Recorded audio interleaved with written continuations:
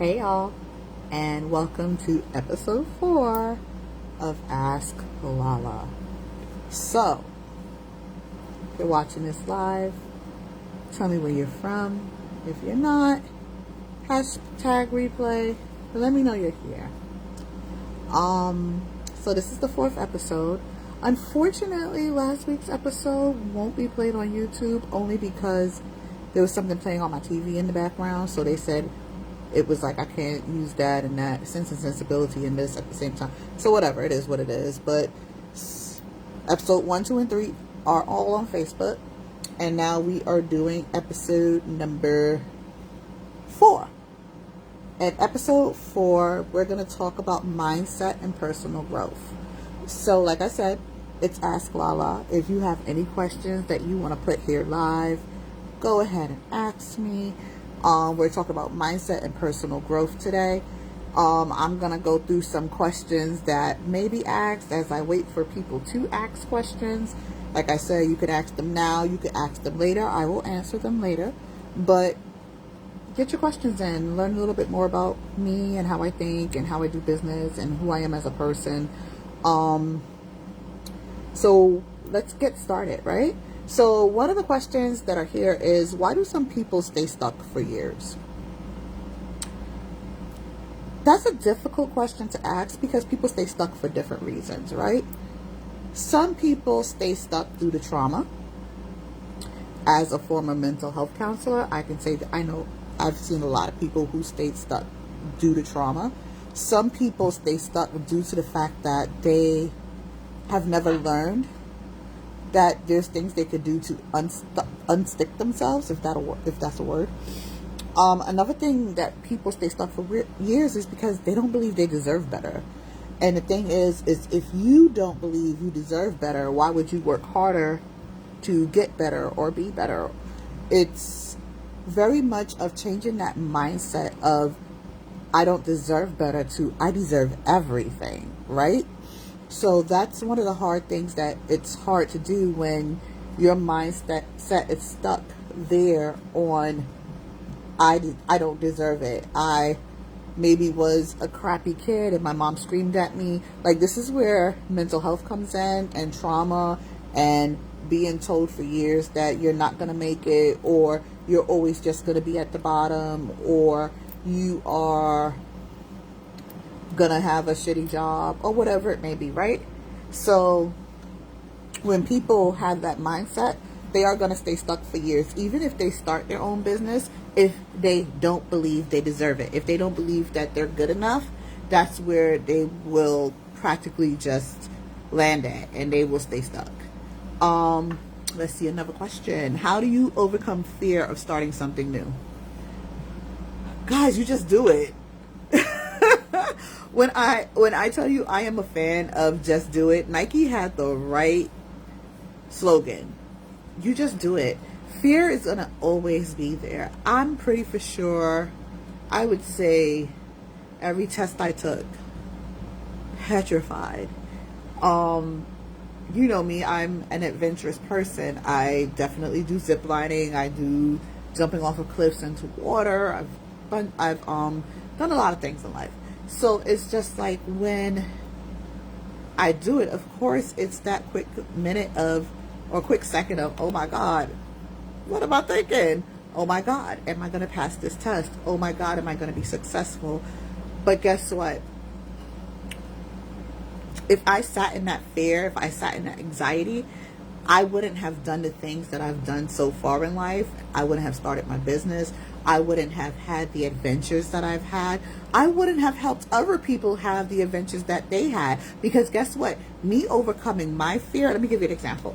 When we went to Jamaica, I had one avid swimmer with me, and that was my best friend. She used to lifeguard like early, like 17, 18, 19 years old. She was a lifeguard. So she could swim. And I said, I'm going to jump off of every cliff there is that I can jump off of. That's just me. Now, granted, if you actually watch the video, which I can replay again soon, you would see that I sat there and I looked at my husband and I said, I'm a little scared. And he said, you got this, baby. And I jumped. And In doing that, I jumped alone. But that's okay, because that was jump number 1. Now, by jump number 2, me and my best friend jumped. By jump number 3, I got everybody that was on that excursion with me to jump. Do you see what I mean? Overcoming your fear helps someone overcome theirs, right? Because it's visual. It's something that they see, like, okay, she jumped, she didn't die, she floated back up to the top. I have on a life vest. I'm not going to die. I'm going to float back up to the top. So you help that, right? Even when we went to Cancun and we did zip lining, I had a friend with us that she was like, I'm not zip lining. You could go do that part by yourself. And we was like, no, you're going to do it with us. How about you go first? Or I could go first. She could go second. And my husband will come behind her. And guess what? She now has added zip lining to her list, because guess what? She overcame that fear. She just did it. So just do it. All right. Let's see. What's the difference between motivation and discipline? I like this question. If you need to be motivated, you're not going to always do it. If you need to be motivated, if you need a cheerleader, if you need someone saying, yeah, you got this. What happens when the motivator is not there? What happens when the motivation is not there? It means you're not going to do it. What's important is discipline. Discipline is doing it regardless of what's around. Discipline is doing it and making the routine of it, right? You're committed to it. You now have a routine. You are now going to do it. Discipline is me making sure I do this series every Sunday, right? Motivation would have been if my friends or family are like, oh, we missed this, we want you to do it again.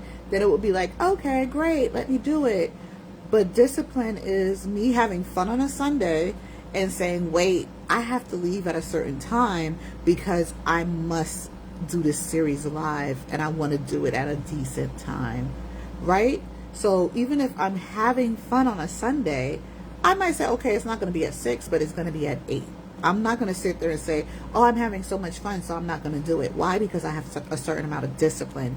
I know that I want to make sure this series keeps going, so I will have the discipline to make sure that I am here on a Sunday to speak to y'all. So that's why it is very important to have discipline, because guess what? With discipline, action will be taken. And without action, nothing happens. So you have to have that action. So that's why discipline is so important. You can't rely on motivation, but discipline is what's going to make sure that you take the action and the steps that you need to do what you have to do. All right.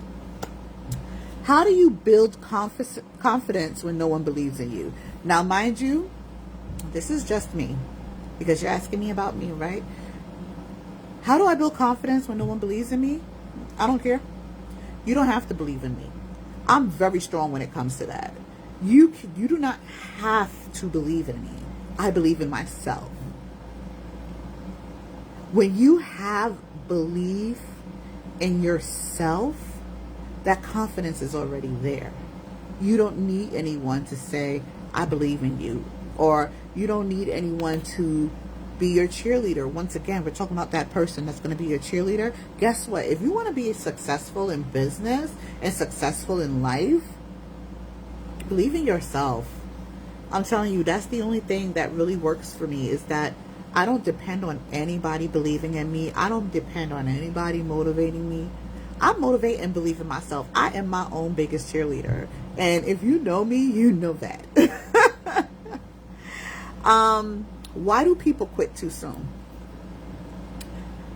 People quit too soon because they are more short-term goals than long-term goals.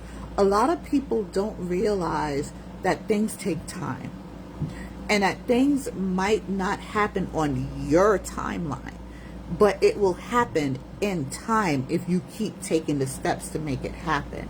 So I've seen people who will join the business and within 3 months say, oh, I haven't booked anything, so I'm quitting. What? Do you really think a business is that quick to run? Let's be real honest first and foremost.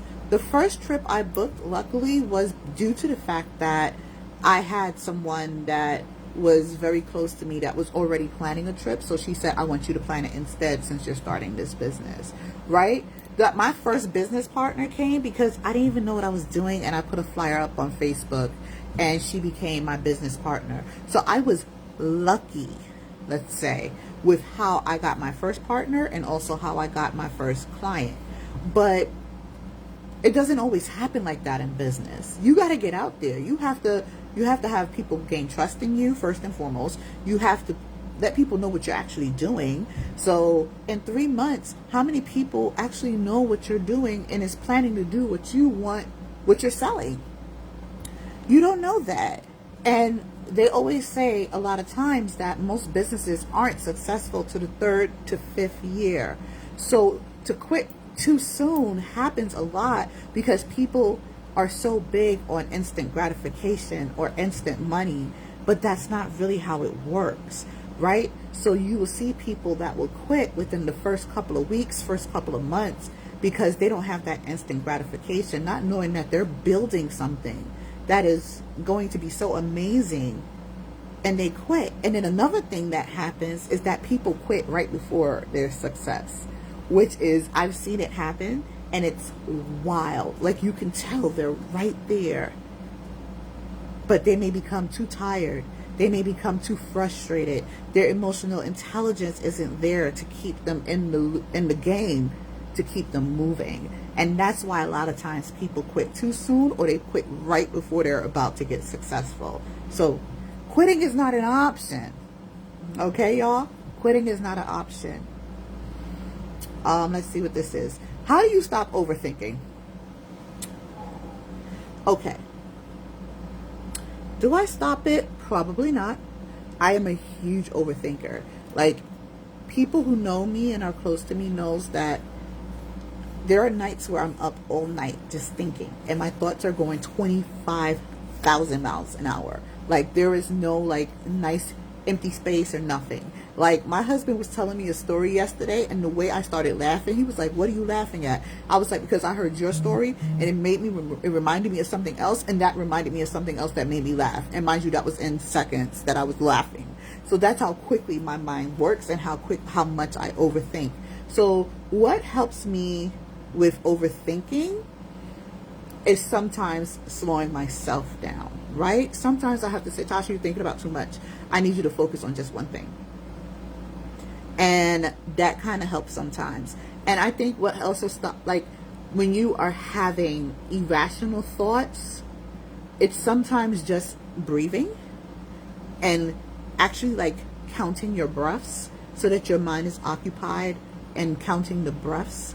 Or I like to do this thing where I ground myself when I feel like I'm overthinking, especially if I'm outside. I might say something like, okay, look for the things that are red. Look for red, and then start like, oh, the stoplight is red. Oh, that person's wearing a red jacket. Oh, that person, because it has me focused on one thing now, and it slows my mind down, and then I can focus on something else. That also helps with anxiety, y'all. But that's what I do to stop overthinking and trying to focus on just one thing. If you know anything about how I am, I will start 50,000 things at one time, but then realize I need to focus on one thing and kind of pull it back, right? What habits have you changed? What habits have changed your life the most? All right, let's see. What habits have changed my life the most? Let's see. I would definitely say,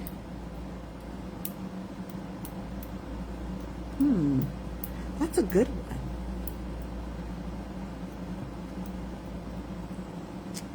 I would definitely have to say is waking up earlier. That's helped a lot. When I do wake up earlier, I get a lot more done during the day. Eating healthier. Eating healthier has definitely changed my life a lot. And remembering to, like, you know, just my health. Like, it's the healthy habits that have changed my life the most. If you followed me long enough, I was 100 pounds bigger. I was a big girl. And I did have surgery, but I also decided that the way I eat will change and the amount I eat will change. And basically that was one habit that changed, because guess what? When you change that about you, you definitely just have more energy. You are able to move better. You are able to do more. And I always say that starting to lose weight gave me the actual energy to start my business. When I was more overweight, I would come home from work exhausted and I wouldn't do anything. Like, it was just like, I don't have the energy to do anything. And being able to start losing the weight and eating healthier and being more focused on that kind of gave me the oomph to be like, okay, I feel a little bit better. I could do more. I could stay up longer. I could wake up earlier. So I would say maybe that might have been the habit. Eating healthier and getting my health in better order was definitely what changed my life the most. I don't know if this is something I would have even had the energy to do if I was 100 pounds bigger still. So that's one thing. How do you stay positive during difficult seasons? That's a really good question. I am a person that is all about positivity. I preach it to everyone. Like, don't be negative, always be positive. Don't always think about the bad, think about the good. And I think that's really what it is. Like, when it's a difficult season, yes, y'all, it could get hard. It could break you. But guess what? You have to think about the light at the end. You have to think about what you're working for and really imagining that and manifesting that no matter what. Like, you could just lost your job, but you have this business and you just think that you think about it positively, right? Like, I know this is going to work. I know if I put everything into it, it's going to work. For me, it's just like, and also seeing like other people around me who are successful, I know I have the gumption to do it. And that's why it's good to get in the room and be with people who are successful, right? Because you then have what the model looks like. I always say that. It's always good to know what the model looks like. It's great if you can paint a picture, but if the picture is standing right in front of you, it's very more easier to paint. And guess what? Then you add your own strokes and colors and stuff to it. So that's basically what it is. You have to be around the people that will keep the positivity within you. Okay? What does success really look like? For me, success to me looks like peace. It looks like peace. It looks like time freedom and personal freedom and financial freedom. But for me, more than anything, success for me is peace. It's knowing that I don't have a certain amount of stressors, right? So, that's why I would say financial freedom, because then I don't have to worry about when am I paying the next bill or anything of the sort like that. That personal freedom. I don't have to wake up to an alarm in the morning or clock in for somebody else.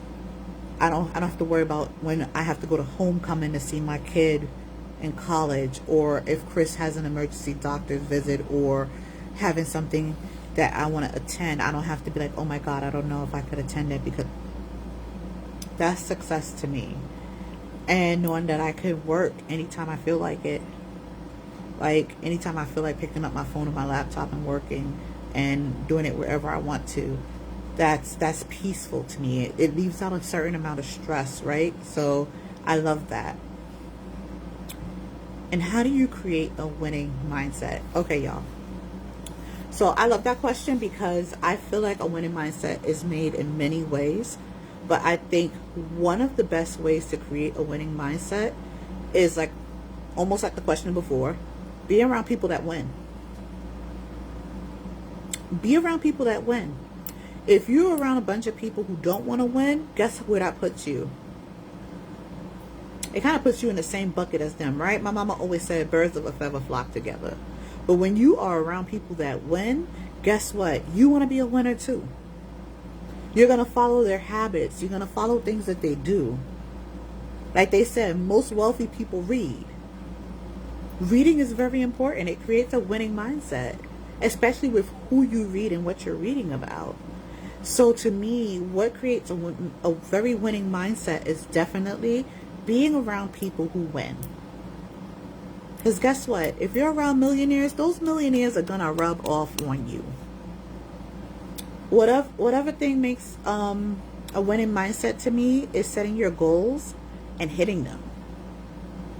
Hitting those goals back to back to back to back, it makes you feel like you're winning. And actually you are winning. It not only makes you feel like you're winning, you're winning.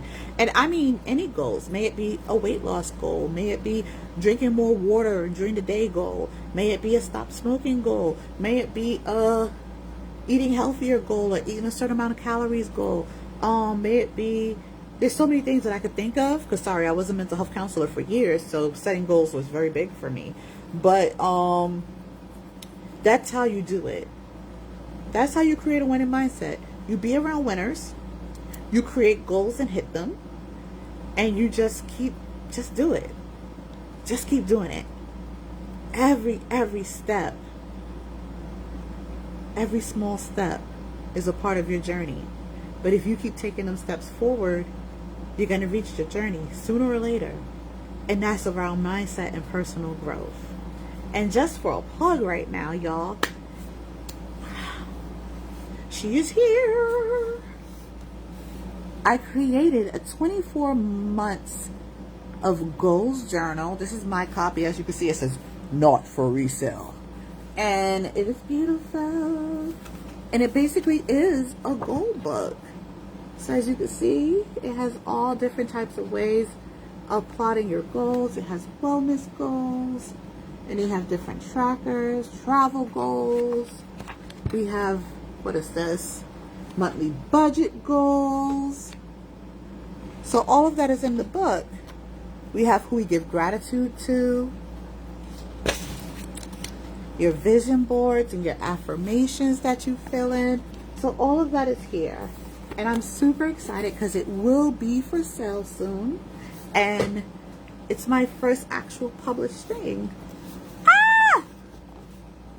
So that was episode 4 of Ask LaLa. Like I said, if you have any questions, you could definitely leave it in the comments and I will get back to them. And that's really it from me today. See you next Sunday.